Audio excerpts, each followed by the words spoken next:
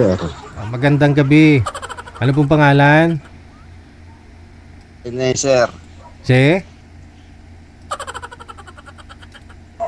Ano po? Ano pong pangalan, sir?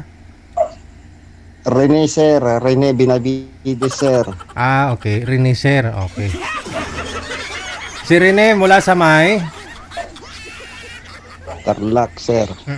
Pangilang sali mo na dito, sir? Pangilang sali mo na ho dito? Ngayon pa lang, sir. Ngayon pa lang. So, ilang taon ka na? 45, sir. 45. May dati po kayong asawa? Biyudo na, sir. Meron dati kong kinalib-in isang buwan. Pagkatapos nagpunta ng UK, nag-ibang ugali. Tika lang, tika lang. May asawa po kayo, biyudo po kayo, namatay na ho siya. Ilan po anak, sir? Ninyo sa kanya? Wala pong anak, sir. Wala po kayong anak doon. Ilang years po kayo nagsama? Matagal, sir. Matagal kami nagsama. Hindi po kayo nagkaanak. Ilang years kayo nagsama? Mga, sir, 20. 20 years, no? Bato namatay. Namatay sa sakit, sir. Anong sakit, sir? Pwede malaman? Anong sakit yun? Sakit sa puso, sir. Okay. Ngayon, nagkaroon po kayo ng ka-live-in partner. Isang buwan lang ho kayo nagsama. Pumunta Pumunta ng UK, sir. nasa UK. Paano siya nakapunta doon? May pinuntahan? May trabaho? Ano po? Nagtrabaho, sir. Kinuha yung, sir, kapatid niya. Kinuha ng kapatid. Kasi hindi rin basta-basta makapunta doon, no? Unless kung may kapatid, ganun. May kapatid do siya doon. Oo, sir. Tapos, nung doon na siya, ano po nangyari? Sir, madaming salita. Ang daming salita. Puro lang daw pera ang, habol ko sa kanya. Hindi naman ako nanghihingi. Hindi ka naman nanghihingi. Hindi, sir. Ba't niya nasabi yun? Ewan ko, sir. Ano po ba trabaho ninyo? Sa trabaho ko, sir, farmers. Okay. Pero alam niyo naman sitwasyon nung umalis ka ho, no? Umalis siya dyan sa inyo. Alam niyo naman yung sitwasyon, kalagayan mo, no? Trabaho mo dyan. Alam niya, sir. Alam niya, sir.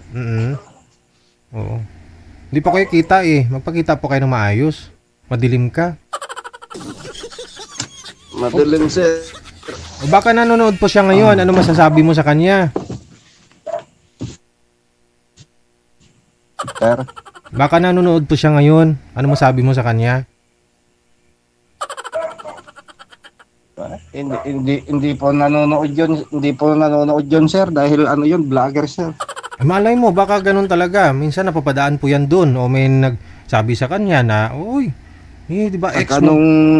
Sir, andun ako sa bahay niya. Yung pangalan niya, binigay niya sa ibang lalaki. Pangalan? Yung pangalan niya, sir, binigay niya sa lalaki. Pangalan? Oo, sir. Ano po ibig mong sabihin? Nagpalit siya ng pangalan ng lalaki? Yung pangalan niya, sir, yung pangalan niya na kinasama ko, binigay niya sa ibang lalaki yung pangalan niya. Bakit niya binigay? Nagpakasal sa iba? Ewan ko ba, hindi na kontento, sir, naghanap ng iba. Sino po? Yung kalibin mo na isang buwan? Oo, sir, yung kinalibing ko isang buwan. Tapos pumunta ng UK? Oo, sir. Saan ho siya nagkaroon ng kalibin dun sa UK? Hindi, ako, sir, ako ang kinalibin niya. Pero nung pumunta na ng UK, iba na yung kachat niya. Paano mo nalaman? Yun ang sir, yun ang kutob ko kasi nandun ako sa bahay niya, yung bahay ng babae. Ibinigay na yung pangalan niya sa lalaki. Dating ex niya yon, nag-break sila. Pagkatapos binalikan niya.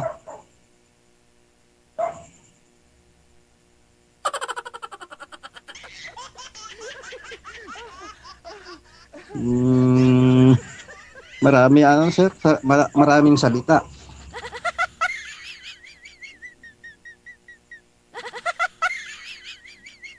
Pagkatapos isanla daw ako. Hindi naman ako kagamitan na isanla.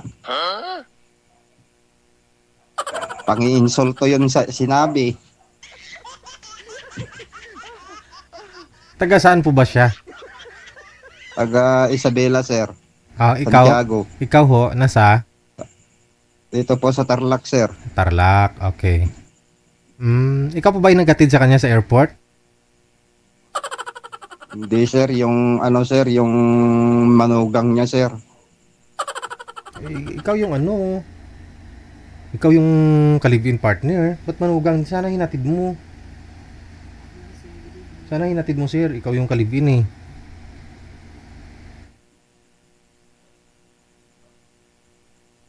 Sige, hahanap na lang tayo, sir, na makakausap mo. Sikapin mo mamaya na may humarap po kayo sa ilaw. Hindi po pwedeng ganyan. Kahit kung ako'y babae, hindi kita kausapin. Madilim masyado. Oo sir. Mamaya po ha. Edad po ninyo ilang taon? 45 sir. 45. Sige, mula sa may Tarlac. Si Sir Rene, no? Sige, sige. Standby lang po, sir. Oo sir.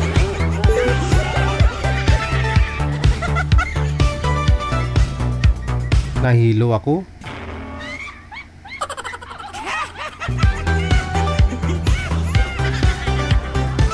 Pero naintindihan niyo po ba?